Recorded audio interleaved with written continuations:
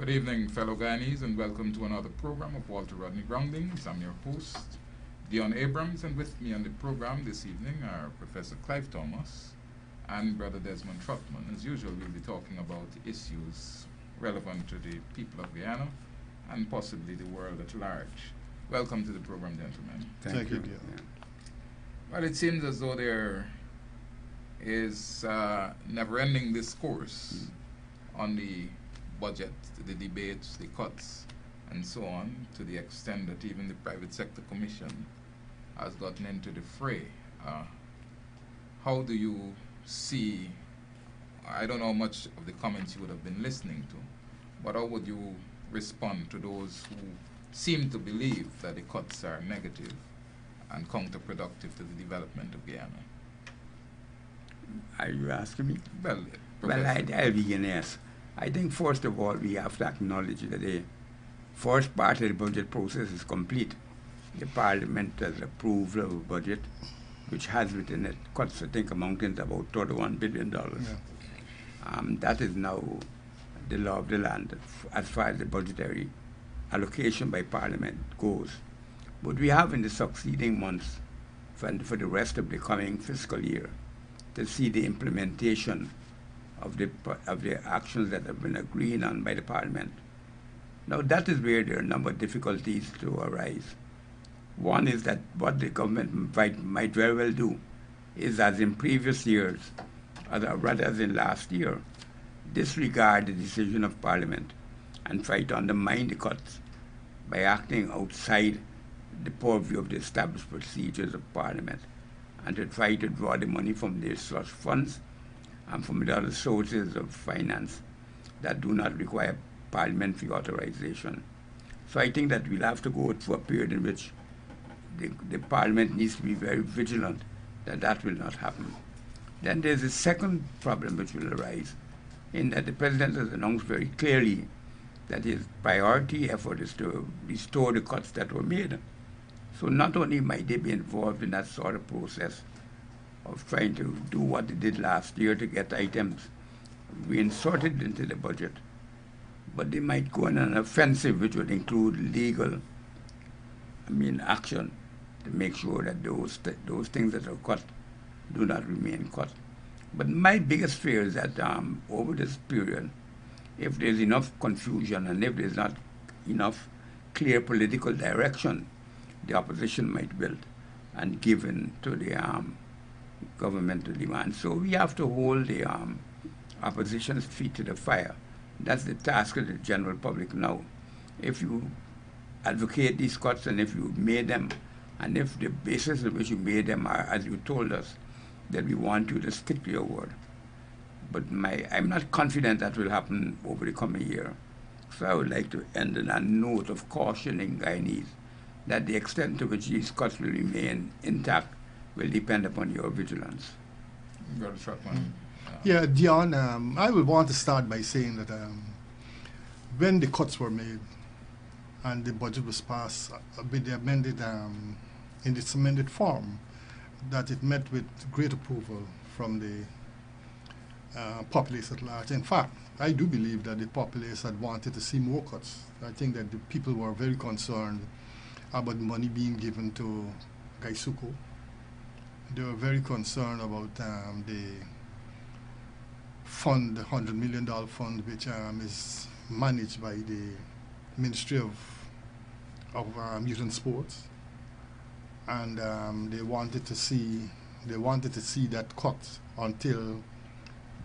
unless there was some satisfactory explanation about how it's being handled, and that, as far as I'm concerned, that satisfactory explanation wasn't forthcoming. They also were very concerned, as the populace were very concerned about money being given to National Drainage and Irrigation Authority, an entity that has been mismanaging funds in the worst possible way. And so that there were some disappointment by the populace in relation to the amount of cuts that were forthcoming. They wanted to see more cuts done.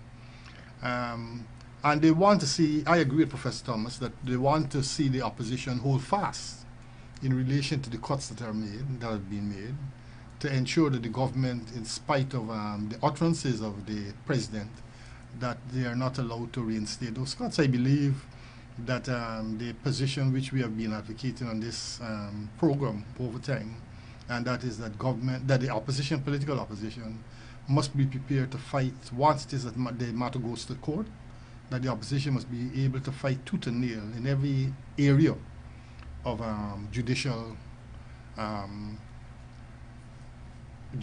authority to ensure that those cuts remain in place, because the people are convinced that the government has been mismanaging funds, has been stealing money in the in ways that that only they know how to do it, and so that they want to see that these these cuts are enforced. They want to see that accountability. They want greater accountability for funds, and the public has embraced a position that the political opposition has spoken about, and a position that has been advocated for us by Professor Thomas, and that is the establishment of the National Assembly Budget Office, Okay. to ensure that the kind of monitoring of these appropriations which are required should be taking place. Because without that being in place, the kind of intensive monitoring of these appropriations will not be taking place, and the public will continue to be very disappointed in relation to what is being happening. You know, in light of what you would have said, you and Professor Thomas would have said, I listened to the guys from the private sector, and I was appalled at the things that they were saying. They seem to simply be concentrating, their focus is that the cuts are bad for the country, that the cuts to the specialty hospital, to the airport development project and all these things is going to shed a bad light in the international community, that firms that may want to do business with Guyana may feel intimidated because of an opposition that will seem to want to override a contract that would have been signed with them and all these things. And I get a sense that they're totally not concerned with the issues related to these projects that the opposition would have raised. What is it about the private sector that make them so myopic and so focused on having things that are not in the interest? We want a bigger airport, yes, but are those the only considerations? Yeah, but you see, there are two things I think we need to consider here. First of all, the private sector has identified an issue which we have to accept in the opposition is a significant one. And that is all the parliament can really do, the majority parliament, is to cut. Because we have no other instruments by which we can influence the direction of the budget. We can't write another budget because we're not the elected government. And even if we did write it, we won't have the benefit of the contributions of the arms of the state that have to manage the work of the budget. And therefore, we would be lacking a very crucial and critical ingredient. So the opposition can't write a budget, and any opposition attempt to write a budget, I think, is foolhardy, and I would even go further to say it's laughable. But there's some inane people who are arguing that the opposition should write their own budget. I certainly would not be a part of that, because the idea of a budget to be effective has to be inclusive, has to involve all the stakeholders that have a part to play in formulating a budget, in executing it, in monitoring it, and seeing it through, implementing it. And if we can't draw upon the state, the executive arm of the government, to enable us to do those things, then we cannot, in all seriousness, say that we're trying to craft an alternative budget. What we might do is craft an alternative strategy that should inform a budget, but we can't craft an alternative budget. I think that, again, engage in that exercise would be a laughable thing. And if you notice around the world, no other opposition parties have ever tried to do that because they know better, although that is a frequently called for activity in this country. The second thing is that we have to note, as I've made it very clear here, that the private sector commission is a collection of interests which are very narrow and are not in any way comparable to the interests of the broader Guyanese public, and particularly the working class, the poor, the unemployed, and so on, the peasants, the farmers, and all that. That's a special interest group. And if you look at their actions, they're always involved in the type of illegality and illicit practices that we accuse the government of. They, for example, would take people's NIS, workers' NIS, and not pay it over to the NIS. They would be involved in money laundering. We've estimated that about 40% of the GDP of Guyana is involved in the phantom economy, which I term it. A term that has acquired a universal significance, both in the developing world and in the developed world, as signifying an underground economy that is driven by large elements of organized crime. Even the remittances that come to Ghana reflect that tendency.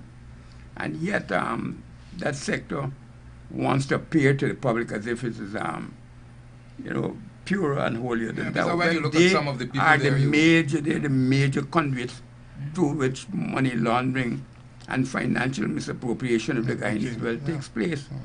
We also know that they fund the organized crime. They fund the drug trade, they fund the phantom elements. They're in all sorts of illegal activities. So we have to be very careful that we don't try to or seek to elevate their status to something beyond what it should be. And that, I regret to say, is what is happening, because people sometimes lump them with civil society. I see civil society as a third sector that is neither the private sector nor the public sector, because the private sector is what they are. They're not part of civil society. They have private economic interests which are driving them. And unfortunately in Guyana, the dominant private economic influences are corrupt and illicit, and they're fueling and funding the driving force of this economy, which is organized crime and all the proceeds and activities that go with that. So I am very loath to allow them to have the credence in the public's mind by giving great weight to what they have to say. And so I would expect them to be echoes of the government, and to a large extent that's what they've been. I think I remarked here that there was actually a letter in the papers which announced the number of persons in the private sector commission that who held conflicting positions in the state entity to those that are state entities, to those that the private sector are interested in. And yet they still pontificate as if they're independent of the state. And in fact, they were so annoyed that this letter was written, they actually wrote to the editors, I think of Kaicho News, asking them not to carry such statements again unless they're somehow contacted. They're contacted for statement before, and it's something like the government. So even an indirect criticism, they haven't said that these persons that are indicated indirectly by the letter writer do not exist. They're not saying that when he says the persons on the commission that hold private and public positions that are in conflict with each other, they don't try to deny that. They're not saying that they ought to be told when this type of thing is going to be put out. I suppose so they could put out a covering letter denying anything like that and trying to pacify it and claim that they're serving the public interest, even though they are elected to the private sector commission. So from that point of view, I think that we have to be very, very careful. We should also remember that the private sector, although it's an elected group, is elected from the commission from a narrow band of private firms, not the vast majority of firms in this country. A lot of which are small businesses, medium-sized businesses, which don't have anything in common with these people who run the private sector commission. So we have to be very, very careful and not seek to elevate them to a status in this country which they do not deserve. And from that point of view, I tend to discount what they have to say, because it's so far echoed what the government has been saying, and they seem to be reflexively defensive of the government. They're interested in driving the opposition to ignore all the defects of the country. They'll feel happy if we act like ostriches, and we never point out all the weaknesses and the things that we're observing. They feel that that will be good governance, because it make it easy for them to to thrive. And I think it brings us to a lesson which I think we should draw. And if you permit me to going on, that even in these bad times of bad governance, we have to remember that there are economic interests that benefit from bad governance, as it will not continue. Bad governance is not a thing that is bad for everybody.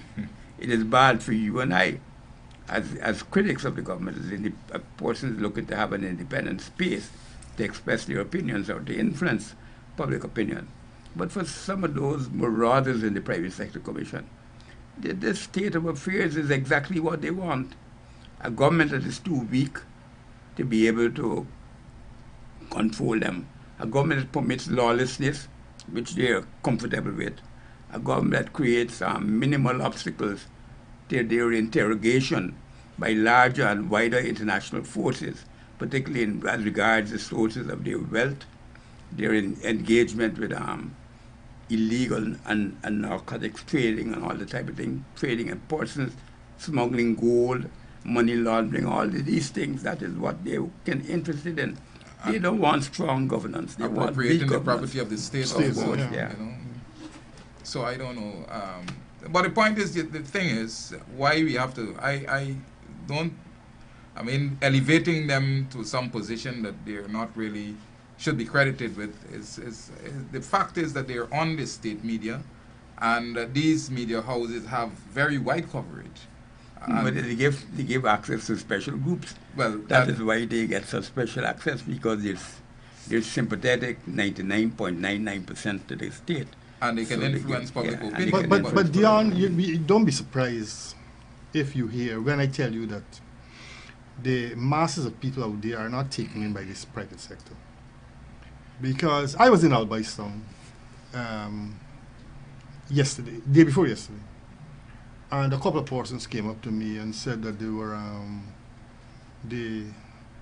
avid listeners to this program, and they, from time to time, had been seeing snippets of NCN carrying the private sector commission's views. And their position is that if people believe that they're foolish enough to buy in to what is it they're saying, that they got the next thing coming. People are aware that the private sector, this so-called private sector commission, do not champion the cause of the working class. And as Professor Thomas pointed out, that there are a group of businessmen whose cause they don't champion either.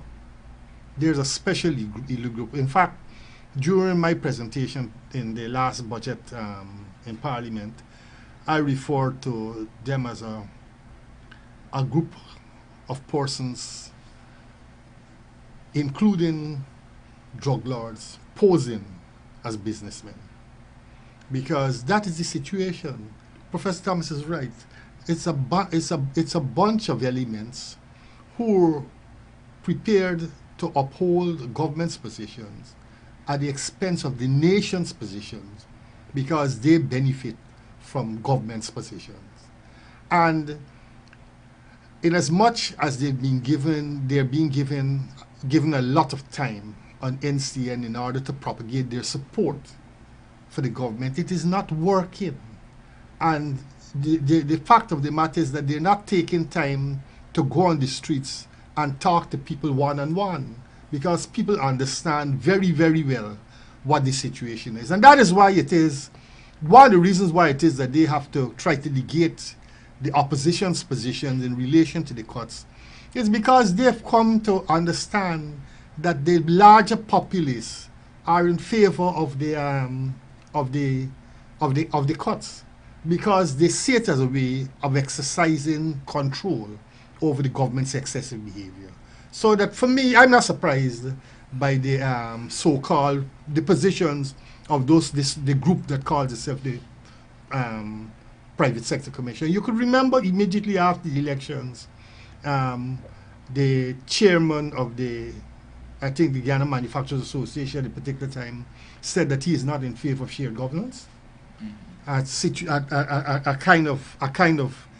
situation that will have taken this country beyond where it's at. He said so. And he is one of those persons, one of the leading voices in attempting to condemn the opposition's positions. The opposition's position is extremely correct, And our position will continue to suffice because the man in the street fully understands the position, is aware of it, and is supportive of it. And the Private Sector Commission and like bodies have got to work overtime in order to change people's views. And I know that they will not succeed because people understand what is at stake and they're very supportive of the opposition's position. Yeah, I hope that the opposition, when that's to deal with them from a position of moral strength and political culture way in advance of what they're practicing. I don't think we can be going to them and seeming to be like trying to win them over. No. These are not groups that deserve that. We have to go to them with the authority and confidence that we represent large sections of the working people, the poor people in this country, and assert their interests. Speak to them as if we're speaking to tell them what they should be doing, and not suborning them and asking them to help us out by taking positions that we take and being happy when they seem to agree with us. But that's the sort of reaction I get from time to time when I listen to some of our political persons who encounter the private sector at these gatherings.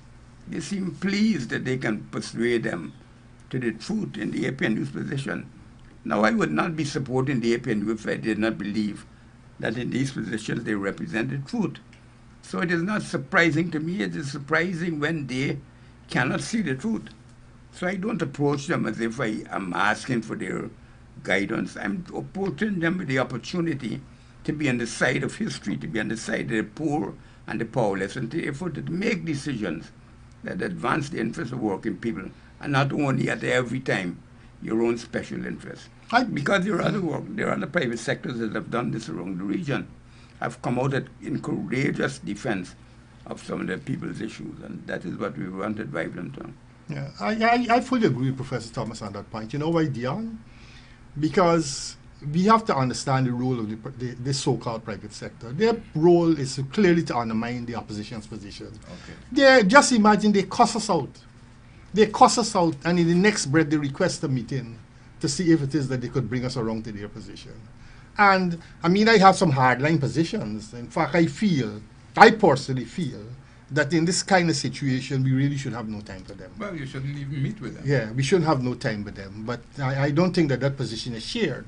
But if it was that I was in a position of authority and could influence how it is that we deal with the private sector, I will say that in the face of their cussing us out, without taking an objective look at this situation, that we really should not even be meeting with them to make a case to them. Yeah, but I mean, the thing that I'm concerned about, as you said, they have not taken an it's not that they have not taken an objective look, because I think they quite understand when you look at the airport, for instance, and you see the cost that would be incurred in the development of that project.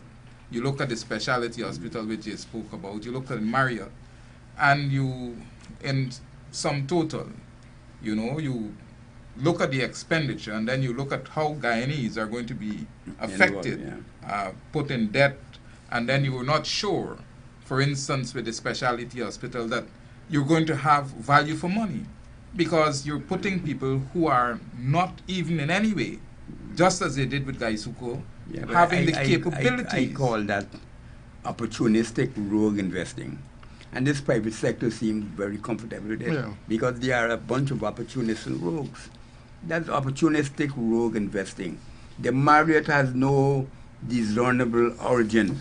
In any document prepared by the PPP or prepared by the PPC administration, none of the documents, the poverty reduction strategy paper, the competitiveness strategy, the national development strategy, nowhere does it mention anything like Marriott. Even documents prepared as recent as July 2011, elaborating and detailing the major investments in this country to 2015. The Marriott is not mentioned. So if that investment appears in front of you, it cannot be the product of some rational systematic decision. It is somebody fly-by-night harebrained scheme. Maybe some minister or whoever it is wake up one morning and say, look, somebody phoned me and told me this is a good idea. Let's go with it. That's the way in which decisions are made in this country opportunistically. and made by rogues. We have the case of the presidential giveaway, the spectrum that I'm writing about it this week in the papers. When you look at the same document I referred to, published in July 2011, that document specifies that the road to reform of the broadband, of ICT, is to begin by making sure there is access. And for access to be assured, you have to do certain legislative and institutional reforms. What they've done is to put the cart before the horse. They begin to give away the spectrum without recognizing that they've done none of the things that they themselves state as a precondition for further action. That is why I call it an opportunistic rogue investment. You have, and in the cases of GPL and Gaisugo, you pour in money into corporations that are using billions and billions of dollars, not over one presidential terms, but two presidential terms, and you continue to pour it without any audit of that corporation. That has to be an opportunistic rogue investment, because what you're doing is allowing the governmental authorities to hand over public funds to these corporations with no vested interest, seemingly, in getting them to operate efficiently, effectively, by making sure you do the systematic and correct thing, which is to audit them to make sure that do an evaluation of them, to make sure that their programs and their plans are the ones that are consistent with national objectives and the way in which they hope to get out of the rut you're in, and have those delivered to the Parliament so there can be some independent evaluation of this. I don't trust this government in anything it says it does by way of a feasibility study. And the whole point of a feasibility study in a country like this is that it should be subject to independent verification. I mean, if the government comes and tells me to do a feasibility study and they can't show me, I would not treat it as being worth the paper it is written on. The idea of a feasibility study is to allow it to be tested by other independent experts. So you give it to the opposition, you give it to your parliament to make sure that they have people looking at it, to make sure that there's no bias in the presentation of the feasibility study. Because you can make anything look profitable if you're willing to manipulate the figures, and if you have a bias in your choice and selection of the data that you want to use. So this type of thing the private sector allows to continue. In no other country in the Caribbean can they get away with these things consistently. There may be one or two projects that slips through the pipeline, but on a consistent role. Now we have GPL, we have Gaisugo, we have the Marriott Hotel, we have the presidential giveaway. We also have the Amelia Falls. All these things have not been subject to sort of independent public scrutiny. That must be a condition before such large amounts of public resources are spent. I mean, the Amelia Falls is looking at spending about 30% of our total GDP. How can we have an investment like that without having the opposition and the independent experts in the country convinced that there's some systematic attempt to evaluate the relevance and significance of this project? I find it an amazing state of affairs. And the private sector, which is the one should know better because they won't spend their money like that. They won't spend $1 billion on a harebrained scheme because the manager wake up one night and say, "Let me do this." But they don't mind if the government do that because they might benefit from what the government is doing. Yeah, but when you say 30% of the GDP, for the layman, how do you explain that? The cost is going to be, and I think at the very end, about $1 billion US. That is what, I mean, right now it has gone up from the original 200 million to 840 something by a fair estimates quoted in the press. And I'm sure by the time it's concluded, we can hear that. It's just like the skeleton thing. It started out with one figure, and we were ready by 1998. And this is 2013, and we're still talking about it, giving them more money, Right.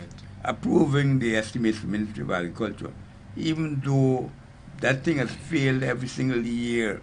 And every single year the minister comes and says, next year going to be different. Turnaround They plan. had a turnaround plan. Yeah. They asked for no evidence of the turnaround, of what the turnaround plan is, what was recommended, what was done, no evaluation of it done by independent experts for the parliament to be satisfied that these people are worthy of this, that ministry is worthy of funds. and yet they approve it. So even though people are happy about some of the cuts, I'm very unhappy because many of them don't seem to make sense. Why would you give the Ministry of Agriculture more room to do this without call? I'm not saying they shouldn't get the money, but at least do the correct thing of having some independent evaluation of the operations and plans of Gaisuko to make sure you're not throwing your money into a sinkhole, to make sure that thievery is not at the end of it, so that you just throwing money after, good money after bad. That is what you have to avoid. And we can't seem to convince it, and these are large, large sums. Yeah, And Dion, while sorry to no problem. while it is that they applaud those programs which Professor Thomas has just said is like throwing good money after bad. While they applaud that, not one of them has shed a tear for the fact that the public servants have not received a single cent in terms, and remember, they are the engines that keep this government service functioning, And the private and sector. to a certain point. And not one of them has shed a tear for the fact that government has not seen it fit to provide that group of workers with a single cent increase. Yeah, but they would not, you see. No, I know, but I'm saying that we must point this out to the public. We must point out the contradiction, that where it is that they will benefit as those programs that you have talked about are concerned, not one of them, even though they will benefit from the increased spending power of the public servants, if it is that they're given increases. But the fact of the matter is that whatever increase the public servants service will get is a drop of water in terms of what it is, those programs will realize. And they're more concerned with upholding those programs rather than, sparing a thought and supporting the demands of the public servants for increased But wages. Brother Trotman, too, you have to consider that they themselves are slave drivers, and they themselves do not pay salaries that are really good to the workers for the work that they do. Yeah. So any increase in the salaries of public servants, any significant increase, will also be thrown back, to them, and they don't want to give increases either, because they're piggybacking on the low wages that the public servants are receiving. So in every way, when you examine their attitudes, you have to understand, like Professor said, that it's a matter of guarding their own interests. You see, and they will never come out publicly and campaign for better salaries for public servants. Well, the last increases that the private sector gave was some 4% or something. When I'm not somebody sure. had an arbitration, and they were very pleased to announce that they were giving 4% to the workers or some nonsense like that. Yeah, those arbitrations tend to follow No. what is given by the public sector, the private public sector lead. So that might be very well the case, but I'm not sure what you're referring to. Yeah, but one of the things I said that they can be shapers of public opinion. But people on the coast who would have had access to alternative media would have a sense of where they should be and how their thought processes should be going. What about the people in the hinterland? I just came out from Region 8, and the Amerindians seem concerned that, their roads would not be built and all these things. That's how they're selling it, yeah. Yeah, that because they're peddling that idea to them. So I had to explain that, look, these cuts are based upon the approach the government took in relation to lumping all of the things. But you see, there are two sources of income for the cabal that runs the state. One is their salaries, a lot of it inflated with the allowances that they get. And the other is the income they're allowed to appropriate because of their position, Yeah. the way in which they are inserted into the state. They have what is called the power of economic rent. They hold the right to make decisions. They hold authority to give permissions to do this and that. They have the right to issue licenses to run this and that. And from that position, they're appropriating all sorts of income. They have to make decisions on who's going to win contracts. So that's where they get the kickbacks. So inserted into the state.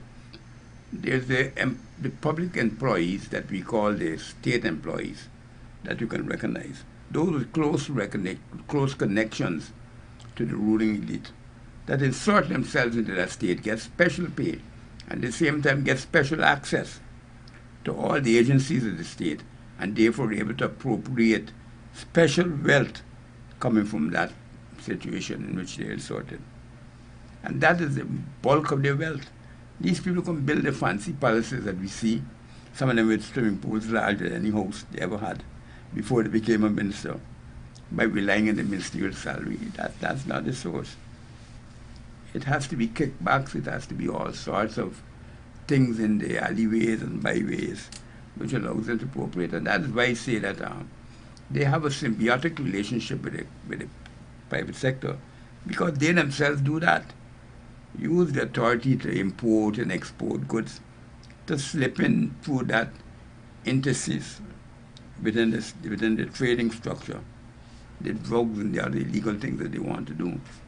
They have large bank accounts in Guyana, in London, in New York, in Toronto, in Port of Spain, in Kingston, Jamaica. And it's they who were able, through that appearance of legal circulation of funds, to insert the illegal circulation of funds and to move their wealth around the country and make more money in it. So everything has a shadow to it, it has a phantom element to it. So the employees of the state also have a phantom structure which allows them to reap the benefits from the state, and so do the private sector. All their things that we praise about their tying in with the state, with the private sector firms and financial firms, and all these things, and the movement of goods in the walls and the ports and so on. That's where they have the ability to insert themselves to make extra income. And how often we don't see that whenever these illegal proceeds are sent out of the country, they go to some sort of business. Very often they don't name who the business person is. At least for months you might wait for that to come to the surface. But here they find this and that among the logs or the rice or the chana or whatever it is. That's how it works. But to answer your question directly, Dion, all of the funds that were requested for those regional administrations were approved. All of the funds that were requested for Amerindian hinterland development was approved.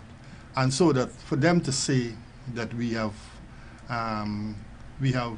stymied work in those areas is really another propaganda effort. Well, that's the point. What we were concerned about, what we were particularly concerned about, was the way in which it is that the funds will be disbursed, the way in which they will be used for the projects that they were identified for. But because if it is that you take regions 8 and 9 particularly, and region 1 as examples of how it is funds are misused, funds have been allocated for projects which years ago, which are up to now have not been carried out. And then it was that we met with through the Committee of Supply this year, went through those budget allocations. One of the things that we start to find out, because we want to be able to monitor some of these works that are being funded. And we asked for specifics in relation to those works. Where there are bridges to be built, we wanted to know the dimensions, the type of bridges, costs, where they're going to be located, because we want to put people in all of those places to ensure that those works are to be done.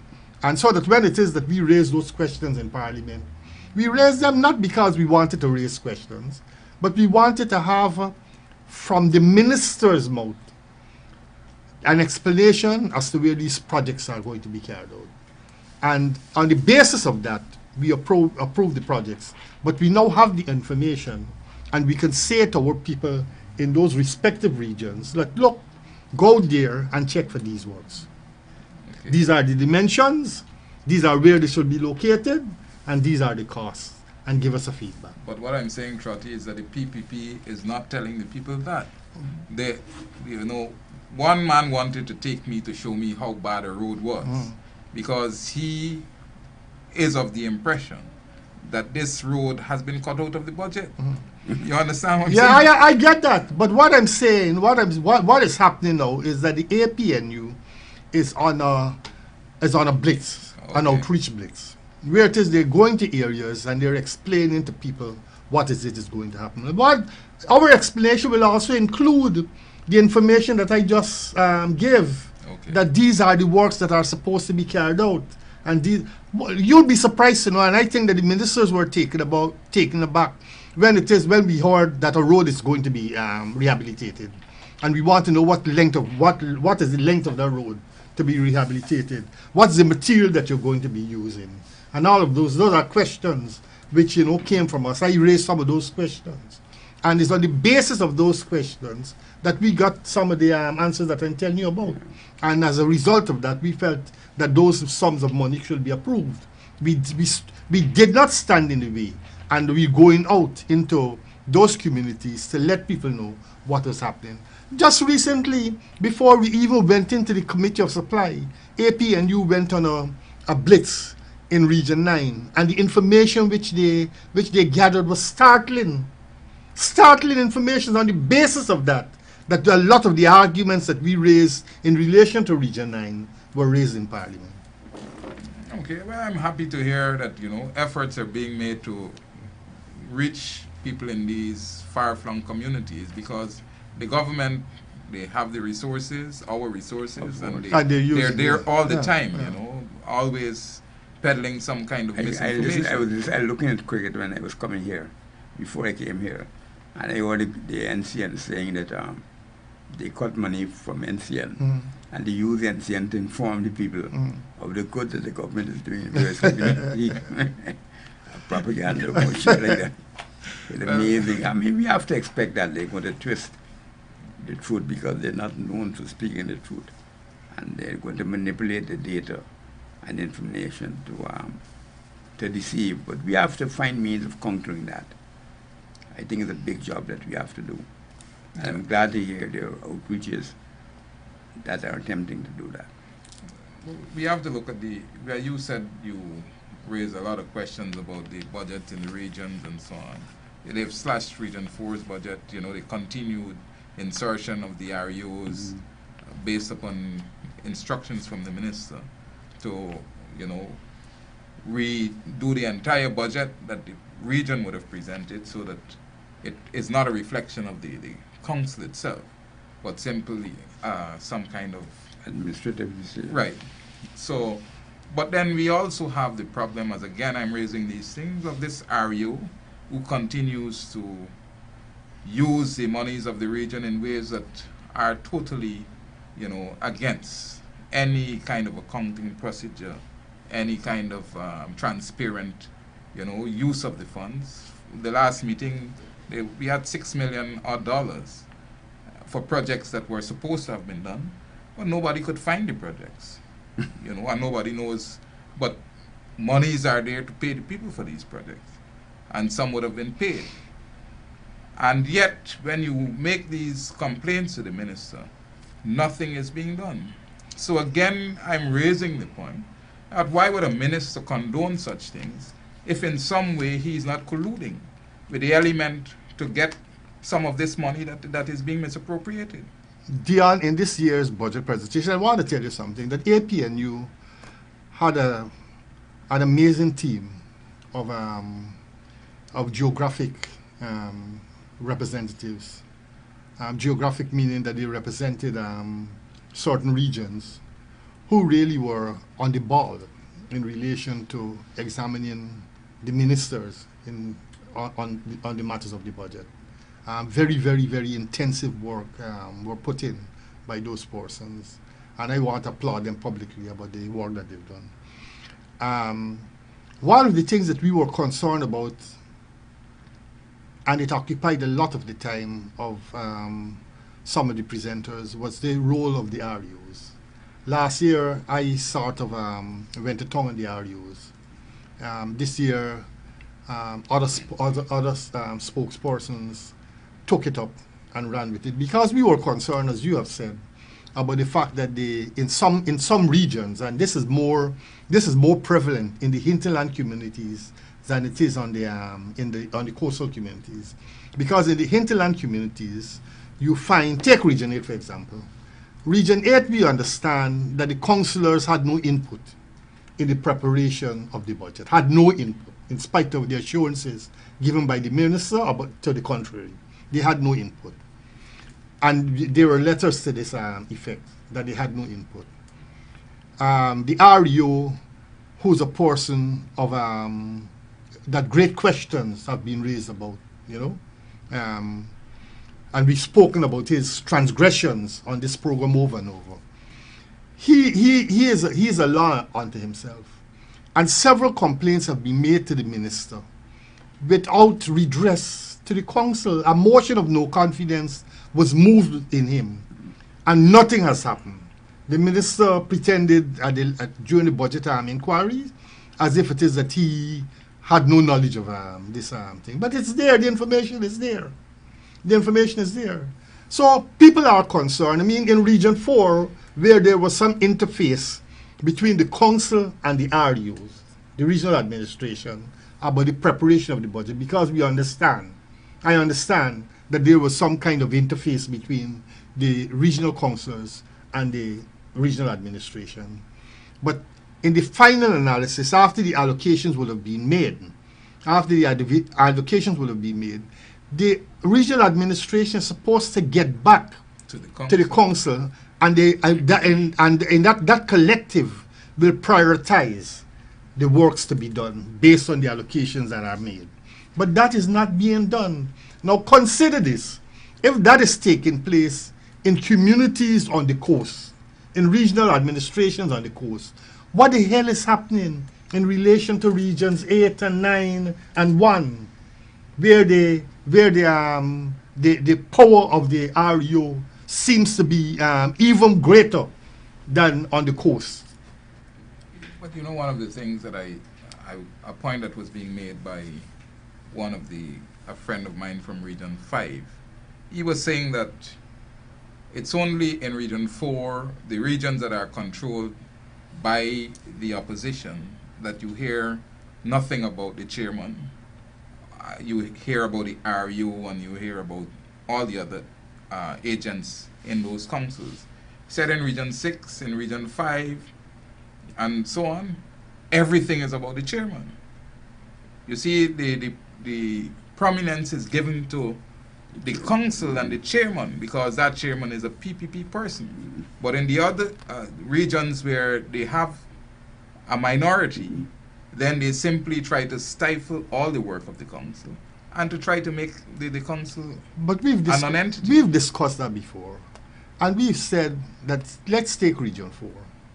And I always remember working with Alan Monroe in Region 4. Regardless of what you said, he was a very proactive thing.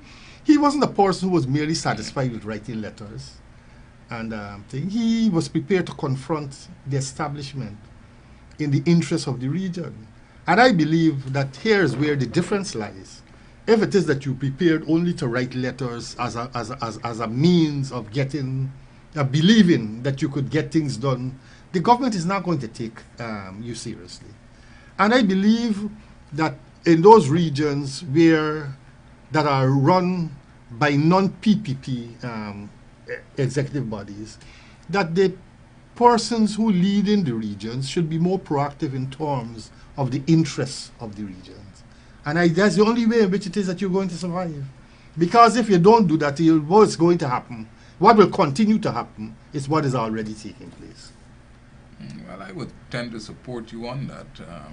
But I think the council itself there are people on the council who are pretty determined and willing to take the kind of action that you need. But sometimes there is this element of mediation and not wanting to really rock the boat. And I remember an incident when I was in Region 4, when I was a councillor in Region 4. I was a councillor for 9 years, as you know.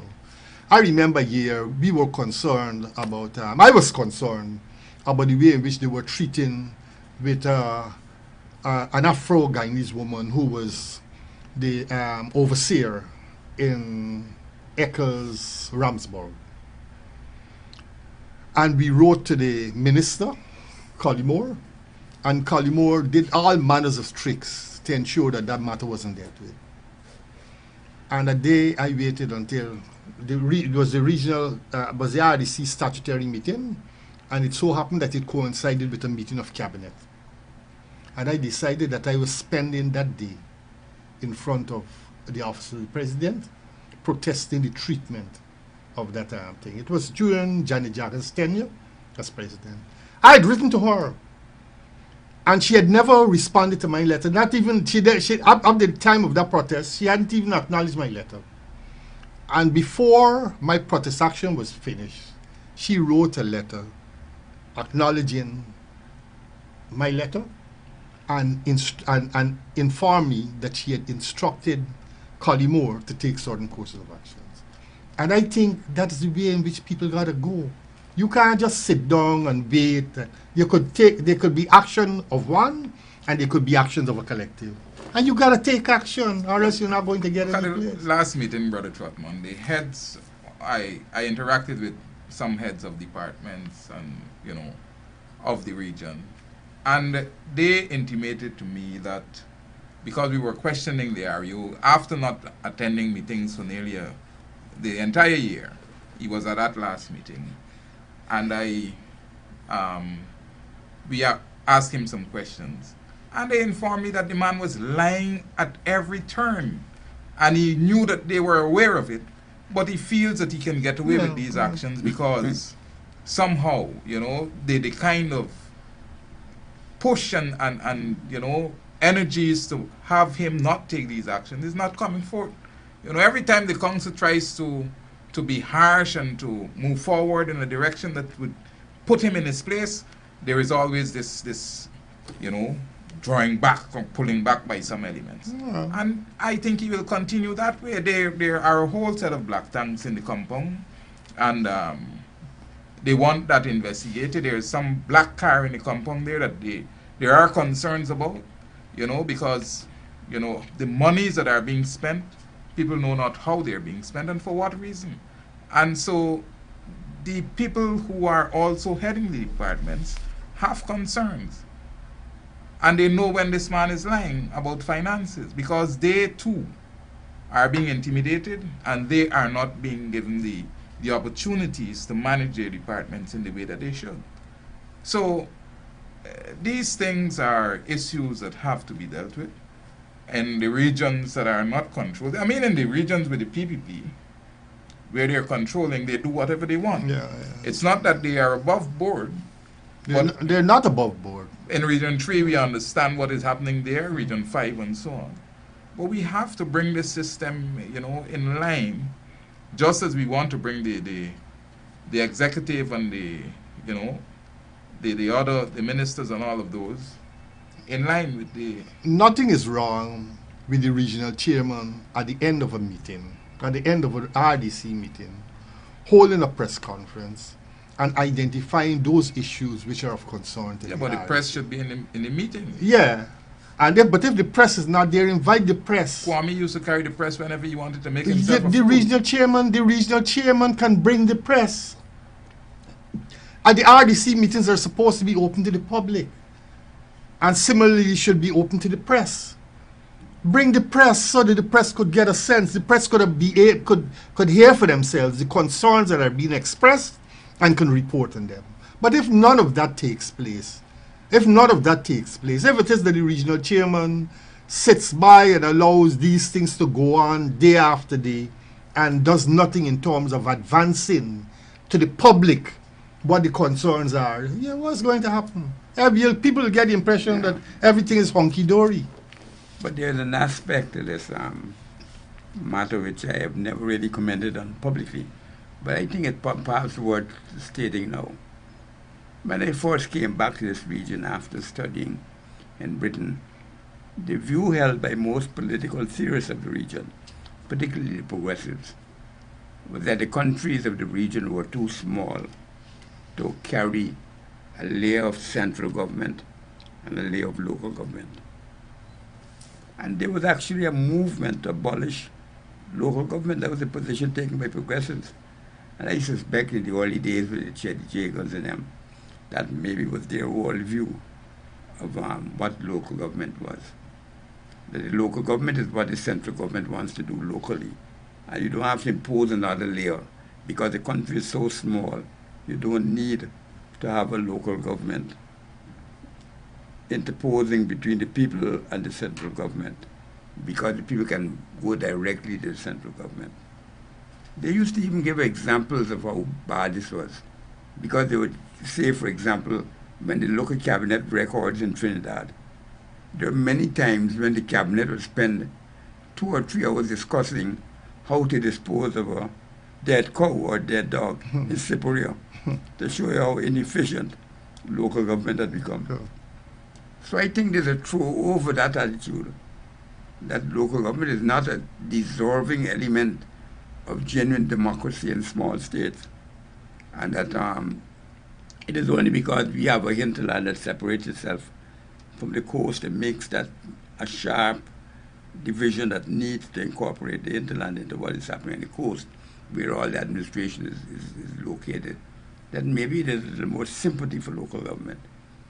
And I think that weakness, or that belief, which I think is a weakness, still continues to perpetuate itself.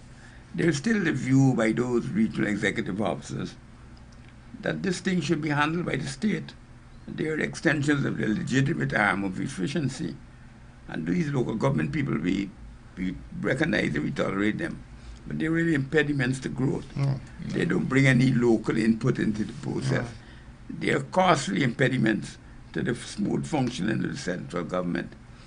And I think we need to take that perspective into account in trying to develop a strategy for dealing with local government. And part of that is to convince people that even in very small economies, the attempt to go local is not an attempt based only on efficiency, but an attempt based on the drive for inclusivity and participation and development from below. So it tackles many grassroots opportunities as you can.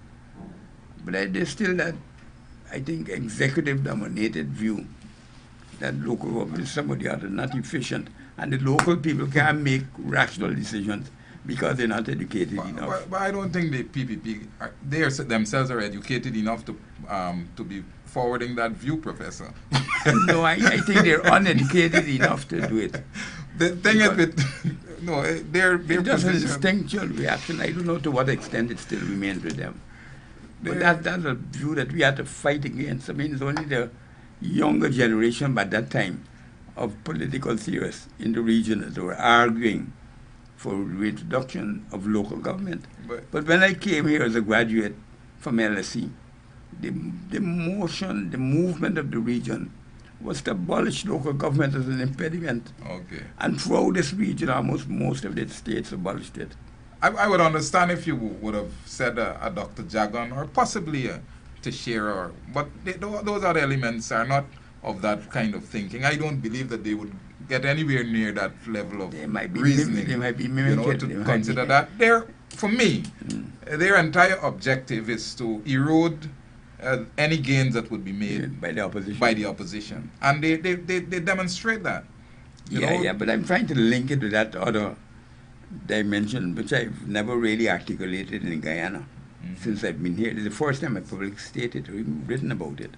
But I've always felt it there at the back of my mind, and aware how hard we had to fight to restore the legitimacy of local government and local democracy into the affairs of the Caribbean. Yeah, I mean, they publicly stated, the thing is, if you have projects to do, they don't want it to seem to be coming from the local government, so they don't want opposition elements going out there to monitor the projects, so it appears that... Because they're nuisance. Right. Look, you go to set up the tower in Pleasance. Well, that's it. People object. Calling all sorts of local authorities. And there's a ground right in the adjoining village, which they're not even talking about. They're talking about going But that's not the point. To them, that's a nuisance. It impedes the flow of executive authority and or what I would call executive lawlessness. And once there's an impediment to that, then they find it something that they have to deal with reluctantly. Rank I pass, and I'm happy that the people would have stood up to ensure that, and that they are continuing to stand up to ensure that these kinds of attitudes are not continued to. That kind of attitude needs to be broadened, because I think it's the only thing that the PPP is going to understand. That force of resistance, which has been demonstrated in Plaisance and in a few other communities, Kokwani, Bartica, is really should not become the norm, because it's the only way in which it is that you're going to bring the government to heel, and that's what you have to do. You got to be able to bring them to heel. Anyway, and based upon all the things that we've discussed, time is on us. What would be your closing comments to the people out there in relation to the budget and the private sector? I don't even want to go back to them, but generally, what is the way forward for the people? Well, I think that the way forward is to remember why we are in this position, and that is that we got together with the other parties in the APNU to promote a government of national unity, to push shared governance. And I'd just like to report that this idea is not dormant, and in fact that the WP intends to, has proposed that a conference be held by the APNU, probably around Independence Day, or if not by the APNU, by the WP, maybe at the time of Walter Rodney's assassination anniversary, 13th of June, to maybe celebrate that concept again, once again, and raise it to the primacy of our levels of discussion. So I would just take the opportunity of giving some public notice to that intention. Brother Trotman. Yeah, I would like to identify with that statement made by Professor. I think it's important that we put this thing very clearly on the front burner again. For us, it has never fallen off the front burner, but perhaps we need to really work assiduously to make it reality. And the time that we propose was really a first step in the process of continuing our agitation for it. Okay, gentlemen, I want to thank you once again for being on Walter Rodney Groundings and being so lucid in your pronouncements and your explanations, so that people can really understand what the dynamics are and where their own positions are in relation to the actions of the government, the private sector, and all those detractors who seem to believe that the acts of the opposition are not in the best interest of the country. Those are in the best interest of the people. And if the cuts are in the interest of the people, then they're in the interest of Guyana and all Guyanese.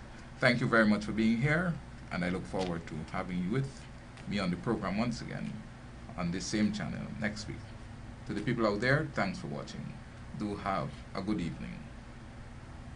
Good evening.